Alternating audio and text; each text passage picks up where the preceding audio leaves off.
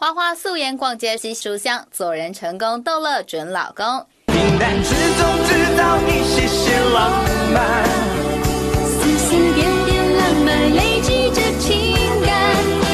这对到哪都要黏在一起的情侣，正是准夫妻花花和晨曦。苹果日前又直击小两口到丰不大百货逛街，还很有书香气质地逛起书店来，但终于，花花拿起深夜的文学课端详，哟，真有文艺气质，速 Google 一下，原来这是悬疑小说，现在买还要打79折哦。不过打折战术没吸引到花花，她拿起手机黏回晨曦身边，瞧瞧花花远山，不是眼睛含笑，连看个手机都能制造浪漫。是说他们俩跟苹果真的很有缘，1月10准备到日本度假，在机场被狗仔撞见，这回小两口又与同一位狗仔邂逅，只能说缘分真是妙不可言。爱花花又遇到了。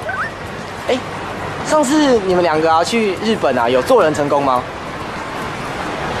没有做什么？没有做人啊！没有做人哦，那做人本来就很成功啊，难道我们很失败吗？有考虑生龙子吗？应该我觉得暂时不会。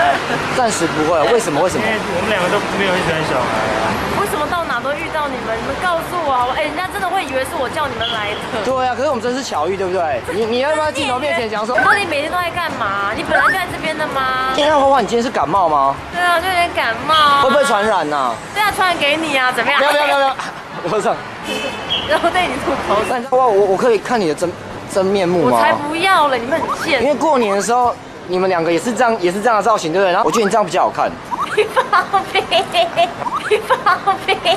好了，那你就给他看一下。我才不要！真的，好了，拜托，花花，你给我们看完你的真面目，我们就走了。不要不给他看，我们就走不了啊。看个真面目就走了啦，好不好？不用啦。那，你给我看，我不要你的。